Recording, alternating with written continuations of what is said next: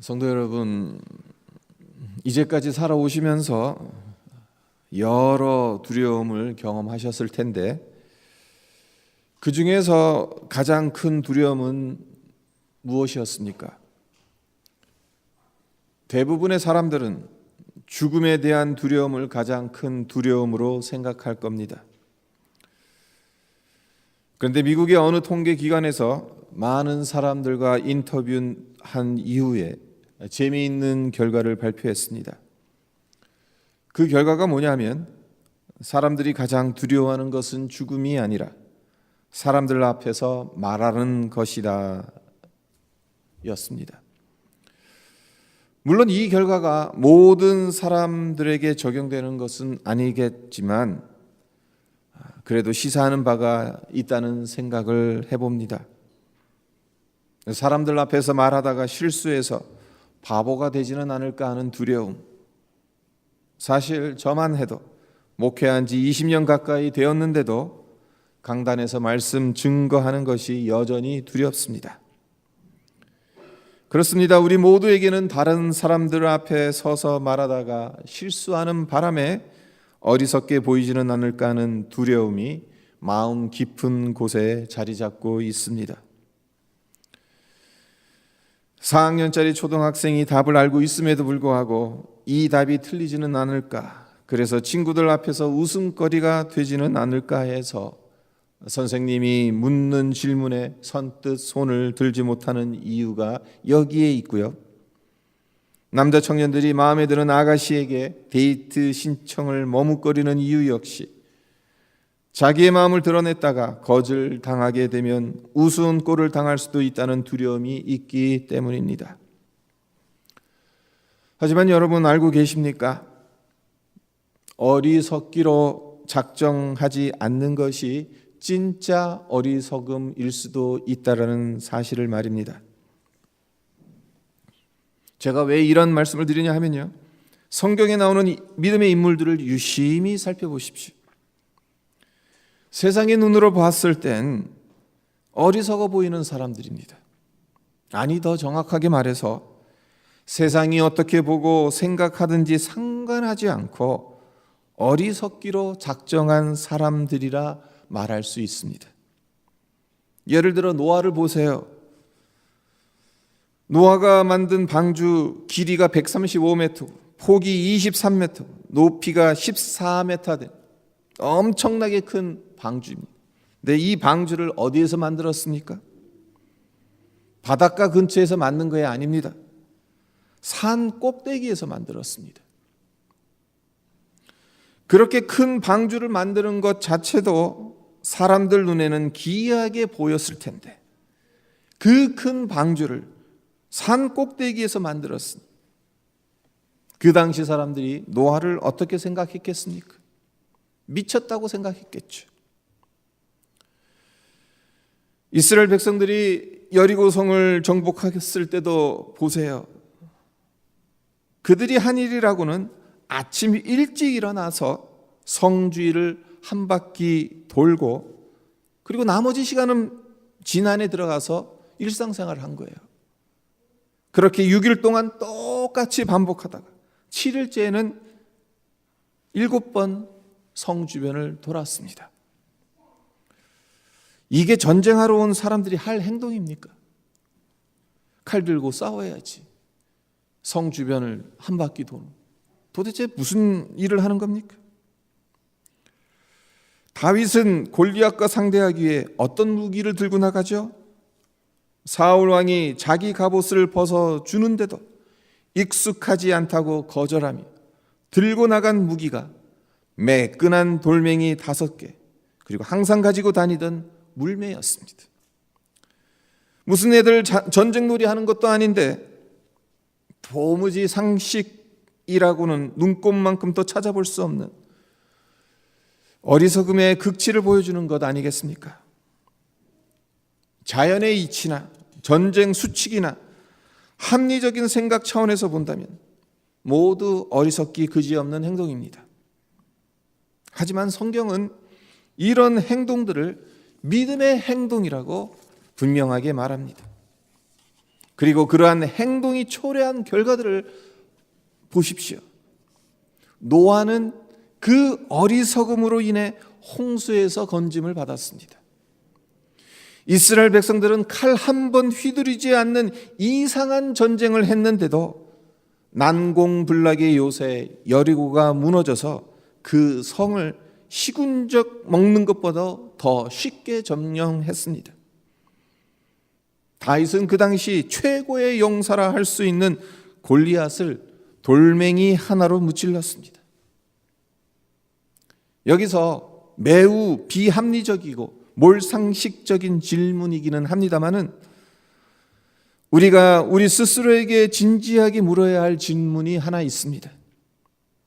왜 우리는 다윗처럼 돌멩이 하나로 거인을 죽이지 못하고 이스라엘 백성들처럼 칼 한 번 휘두르지 않고 난공불락의 성을 함락하지 못하는 것일까요? 근본적으로는 이 시대에는 그런 것들이 굳이 필요 없다는 것을 하나님께서 아셔서 그런 믿음을 요구하시지 않는 것이라고 생각할 수 있겠습니다. 하지만 우리 입장에서 보자면 혹시 어리석기로 마음을 먹지 않았기 때문에 믿음의 선진들이 보여줬던 믿음의 행동들을 못하는 것은 아닐까요? 우리가 가지고 있는 믿음은 어떤 믿음입니까? 하나님 말씀하신 것을 곧이곧대로 믿는 믿음이어서 세상 사람들 보기엔 어리석은 것이라 해도 하나님 말씀을 따를 준비가 되어 있습니까? 사실 우리는 하나님의 말씀보다 인간의 이성적인 판단을 더 신뢰하기 때문에 돌멩이 하나로 골리앗과 같은 거인을 넘어뜨리려는 시도조차 하지 않을 때가 너무 많습니다. 솔직히 그렇게 했다가는 영락없이 실패할 것을 아는데 어느 누가 그렇게 하겠습니까? 가뜩이나 남들 앞에서 어리석어 보이지는 않을까를 죽기보다 더 두려워하는 것이 현대인의 모습인데 이것이 가당키나 하겠습니까?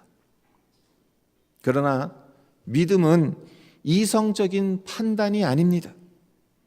하나님의 말씀이라면 콩이 아닌 파치로 메주를 쓴다고 해도 믿는 것입니다. 하나님의 말씀 앞에 어리석기로 작정하는 것입니다. 오늘 함께 읽은 본문 말씀에도 어리석기로 작정하는 다윗의 모습이 나옵니다. 14절을 보세요. 다윗이 여호와 앞에서 힘을 다하여 춤을 추는데 그때 다윗이 배에 에봇을 입었더라. 다윗이 여호와 앞에서 힘을 다하여 춤을 췄다고 합니다. 16절도 보세요. 여호와의 궤가 다윗성으로 들어올 때 사울의 딸 미갈이 창으로 내다보다가 다윗 왕이 여호와 앞에서 뛰놀며 춤추는 것을 보고 심중에 그를 업신여기니라. 다윗이 여호와 앞에서 뛰놀며 춤추는 것을 그의 아내 미갈이 봤는데 도대체 저 사람 뭐 하고 있나? 정신 나갔나? 업신여기듯이 그렇게 쳐다보고 있었다는 거죠. 20절도 보세요. 다윗이 자기의 가족에게 축복하러 돌아오매 사울의 딸 미갈이 나와서 다윗을 맞으며 이르되 이스라엘 왕이 오늘 어떻게 영화로우신지 방탕한 자가 염치 없이 자기의 몸을 드러내는 것처럼 오늘 그의 신복의 계집 중에 눈앞에서 몸을 드러내셨도다 하니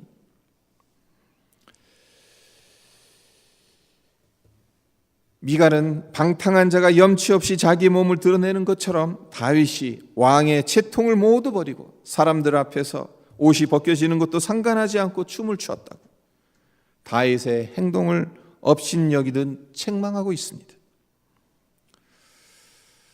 그렇다면 도대체 무엇이 그렇게 좋아서 다윗은 왕의 채통을 버리면서까지 그래서 아내로부터 업신여김을 당하면서까지 춤을 추고 있는 것이겠습니까?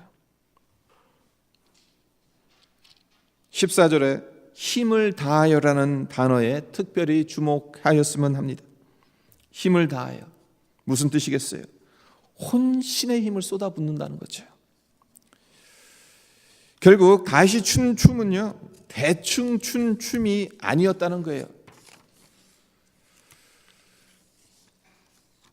정말 혼신의 힘을 다해서 그 춤을 춘 것입니다. 너무 기뻐서 배 에봇을 입고 있었는데 그 옷이 벗겨지고 몸이 드러나는데도 개의치 않고 춤을 추었던 겁니다. 그런데 흥미로운 것이 하나 있습니다. 그것이 뭔가 하면 다윗이 춤을 추었다는 기록이 여기 말고는 성경 어디에도 찾아볼 수 없다는 겁니다. 무엇을 의미하는 것이겠습니까? 언약궤 앞에서 옷이 벗겨진지도 모를 정도로 혼신의 힘을 다해서 춤을 춘 이 사건이 엄청나게 획기적인 사건이었다는 겁니다. 생각해 보십시오. 골리앗을 쓰러뜨리고 난 후에 맛보았을 승리의 쾌감, 얼마나 짜릿했겠습니까? 그런데도 춤을 췄다는 말이 없습니다. 이 사건으로 인해 전국적인 스타가 되고 왕의 사위가 됩니다. 개천에서 용이 난 것이나 다름없는데 여기에도 춤을 췄다는 얘기가 없습니다. 온갖 고난과 역경을 극복하고 마침내 왕위에 오릅니다. 시골 구석에서 양이나 치는 목동에 불과했던 그가 왕이 되었으니 얼마나 기뻤겠어요. 요즘 말로 하면 이보다 더한 인생 역정이 없는데도, 그러니까 정말 춤출 만한 때잖아요. 하지만 그가 왕이 되었다는 기쁨에 춤을 췄다는 기록은 성경 어디에도 찾아볼 수 없습니다. 그리고 날로 그의 힘이 강성해져서 예루살렘 성을 점령하고 오랜 세월 동안 이스라엘을 괴롭혔던 블레셋을 쳐서 굴복시킵니다. 그래서 이 날을 승전일로 정해서 국가적인 축제를 열고 신나게 춤을 춰도 될 법한데 여기에도 기뻐서 춤을 췄다는 기록은 전혀 없습니다. 다윗이 춤을 추었던 유일한 때는 언약궤가 예루살렘으로 들어왔던 때였습니다. 하나님의 궤가 다시 이스라엘로 돌아왔다는 것이 너무나 기뻐서 춤을 췄던 겁니다. 성도 여러분, 다윗의 이런 모습을 우리는 어떻게 받아들여야 하겠습니까?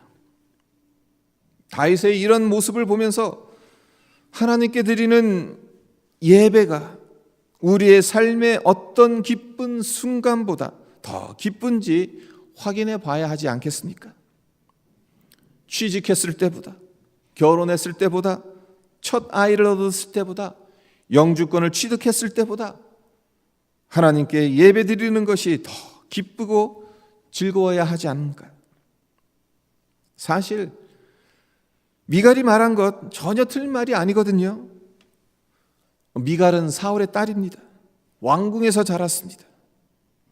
그러하기에 왕의 채통을 지켜야 한다는 생각은 그녀에게는 당연합니다. 왕이 옷 벗겨지는 줄 모르고 방정맞게 춤추는 것은 도저히 생각할 수도 없고 용납되지도 않습니다. 하지만 우리는 다윗의 이런 모습에서 꼭 봐야 할 것이 있죠.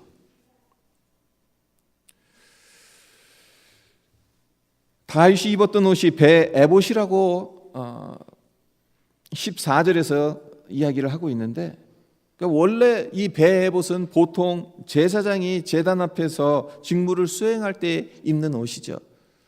근데 다윗이 배 에봇을 입은 것은 제사장의 역할을 감당한다는 게 아니죠. 그러면 큰일 나요, 사실은. 사울이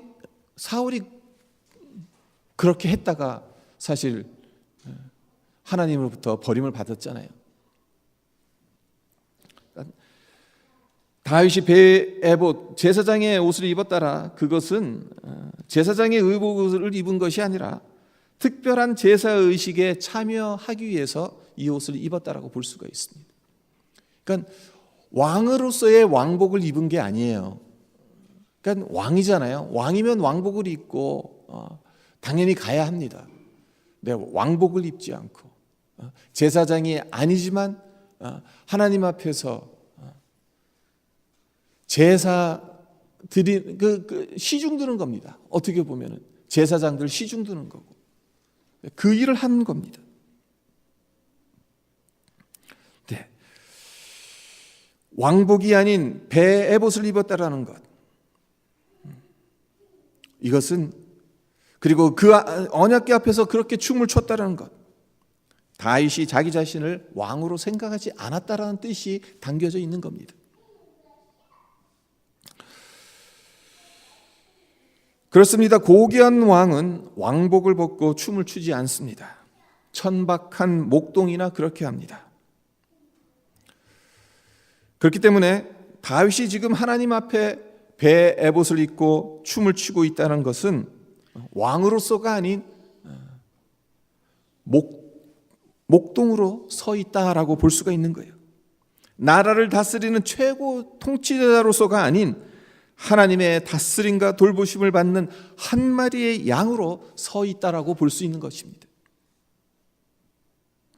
왕으로서의 채통과 권위를 모두 내려놓고 마치 어린아이처럼 뛰놀며 춤추는 다윗의 모습을 상상해 보십시오. 다윗은 사람들 눈에 어리석어 보이는 것을 전혀 두려워하지 않았다는 겁니다. 그래서 21절과 22절에서 다윗을 업신여기고 책망하는 어조로 말하고 있는 미갈에게 이렇게 말하지 않습니까? 다윗이 미갈에게 이르되 이는 여호와 앞에서 한 것이니라. 그가 내 아버지와 그의 온 집을 버리시고 나를 택하사 나를 여호와의 백성 이스라엘의 주권자로 삼으셨으니 내가 여호와 앞에서 뛰놀리라. 내가 이보다 더 낮아져서 스스로 천하게 보일지라도 내가 말한 바 계집종에게는 내가 높임을 받으리라 한지라.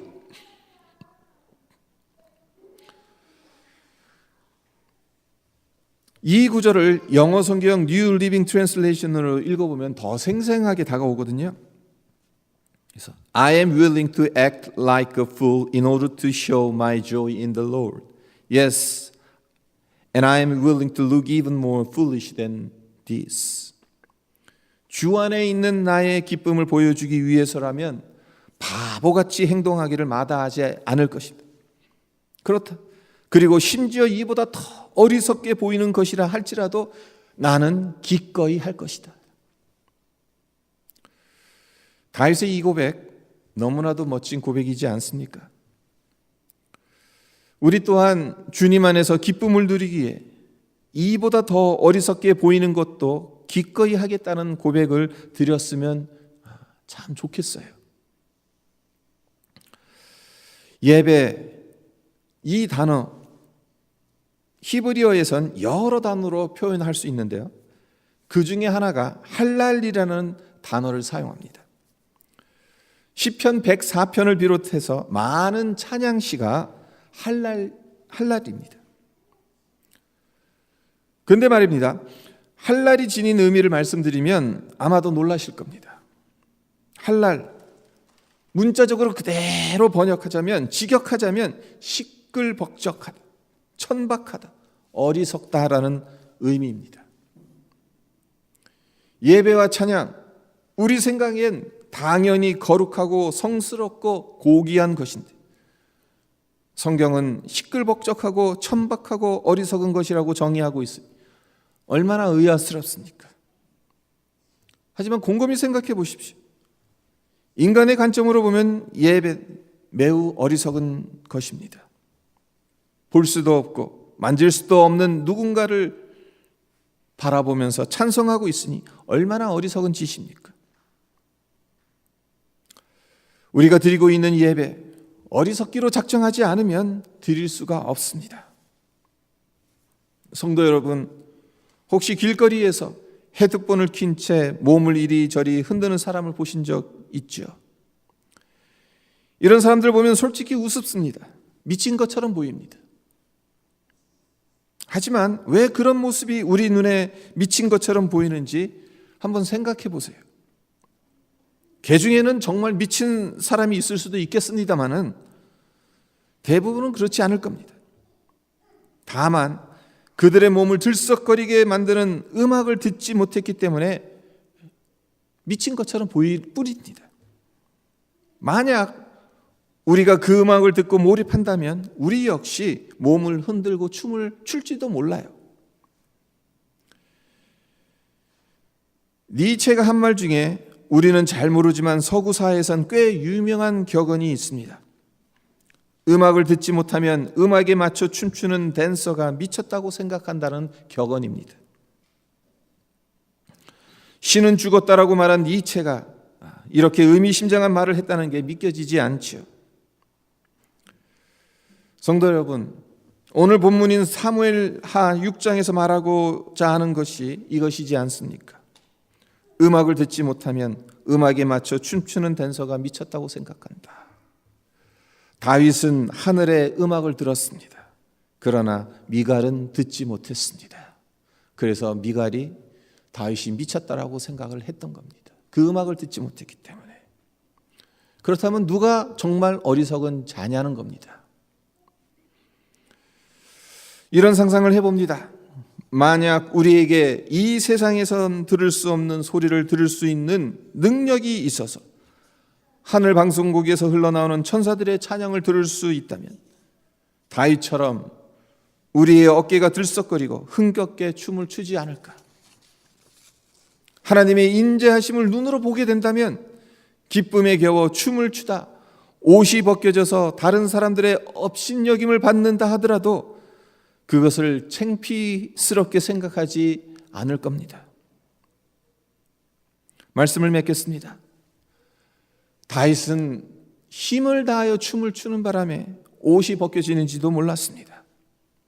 그렇습니다. 여기에 중요한 영적 진리가 담겨져 있습니다. 예배란 벗는 겁니다. 내 영혼이 하나님 앞에서 발가 벗겨지는 것이 예배입니다.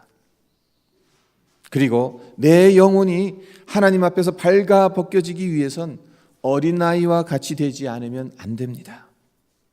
어린아이와 같이 순수하지 않으면 발가 벗은 것을 창피스럽게 여길 수밖에 없잖아요.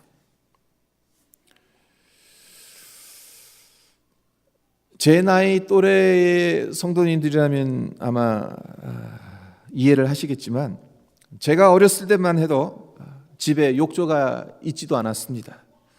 연탄불에 물을 끓여야 뜨거운 물을 얻을 수 있었어요. 그래서 집에서 목욕하는 것이 참 힘듭니다. 그래서 대부분 공중 목욕탕에 가서 목욕하던 것이 흔했어요. 근데 문제는 남자라 남탕에 가야 하는데 어머니를 따라가는 바람에 여탕에 갈 수밖에 없었다는 거예요. 어린 시절에. 지금 생각해보면 귀가 빨개집니다마는 그 당시에는 어린아이였으니까 창피하다는 생각을 안 했겠죠. 그리고 재미있는 것은 남자가 여탕에 들어왔는데도 어느 누구도 경찰에 신고하지 않는다는 거죠. 순진한 어린아이니까요. 발가벗고 활개치며 여탕 안을 돌아다녀도 이것을 금하는 사람이 없습니다. 어린아이니까요. 하나님의 나라도 이와 같지 않을까요? 어린아이와 같이 순수하지 않으면 천국에 들어가기 힘듭니다. 그래서 예수님께서도 마태복음 18장 3절에서 너희가 돌이켜 어린아이와 같이 되지 아니하면 결탄코 천국에 들어가지 못하리라고 말씀하셨습니다. 예배는 이 땅에서 하늘나라를 경험하는 것이라고 말할 수 있습니다. 따라서 예배를 통해 하늘을 보고 듣는 것 역시 어린아이와 같은 순수함이 없으면 불가능합니다. 앞서 예배의 히브리어 단어가 할랄이라고 말씀드렸고 그 뜻이 시끌벅적하게 천박하고 어리석다라는 것이었는데 다윗은 정말 시끌벅적했어요. 천박했어요. 어리석은 모습으로 여호와 앞에서 뛰놀고 춤추며 찬양했습니다. 어린아이와 같은 순수함으로 하나님의 언약궤를 맞이했던 겁니다. 왕의 체면을 다 버렸던 겁니다. 그리고 여호와 앞에서 뛰놀았던 거죠. 입었던 옷이 벗겨지고 몸이 드러나는 것도 개의치 않고 춤을 추었던 것입니다. 우리가 예배 드릴 때도 이런 순수한 마음으로 하나님 앞에 섰으면 합니다. 세상 사람들 눈에는 시끌벅적하고 천박하고 어리석은 것처럼 보일지 모르겠지만 하나님을 만난다는 설렘과 기쁨이 충만해서 우리의 영혼이 하나님 한 분으로 만족하는 그런 예배, 그런 삶을 살아가시기를 주님의 이름으로 축원드립니다. 잠깐 오늘 말씀 묵상하면서 기도하도록 하겠습니다. 다윗이 언약궤가 예루살렘 성으로 다시 돌아왔을 때 그가 입고 있던 옷이 벗겨지는 줄도 모르고 정말 힘을 다해서 춤을 췄습니다. 그 모습을 지켜보았던 미갈이 자기 남편이 그러니까 얼마나 창피했겠어요. 눈을 어디에 두어야 될지 모를 지경이었을 겁니다. 그래서 다윗을 업신여기는 마음, 그 심중에 그를 업신여겼다, 그런 표현이 나오고, 다윗이 가족에게 축복하러 돌아왔을 때 미갈이 하는 말이 이스라엘 왕이 오늘 어떻게 영화스러운지 아주 비꼬는 거예요. 얼마나 영화스러우시면 방탕한 자가 염치 없이 자기의 몸을 드러내는 것처럼 오늘 그의 신복의 기회집종의 눈앞에서 몸을 드러내시는, 아주 비꼬고 아주 업신여기는, 그러니까 아내의 눈에도 그렇게 비춰졌다면 다른 사람들의 눈에는 어떻게 비춰졌겠습니까? 근데 다윗은 그런 것에 전혀 상관하지 않았어요. 개의치 않았어요. 그저 하나님 앞에서 하나님의 언약궤가 다시 돌아왔다라는 그 기쁨 때문에 정말 어린아이 마냥 기쁘고 즐겁게 춤을 췄어요. 하나님의 언약궤가 다시 돌아왔다. 하나님의 임재하심이 우리 안으로 다시 돌아오셨다. 그것 하나 때문에 다윗은 기뻐 춤을 출 수 있었다는 사실. 사람들의 눈에는 어리석게 보이고 미친 것처럼 보이겠지만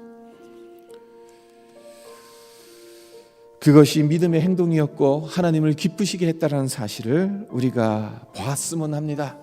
우리의 눈이 열리고 우리의 귀가 열려서 정말 우리가 하늘의 음성을 들을 수 있다면, 하늘에서 무슨 일들이 일어나고 있는지를 우리가 볼 수만 있다면, 우리의 예배가, 우리의 삶이 다윗과 같은 그러한 기쁨으로 충만하지 않을까.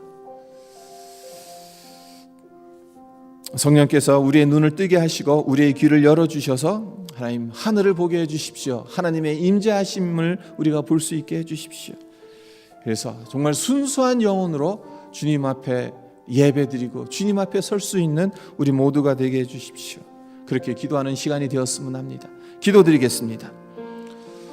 아버지 하나님 감사합니다. 오늘 다윗이 언약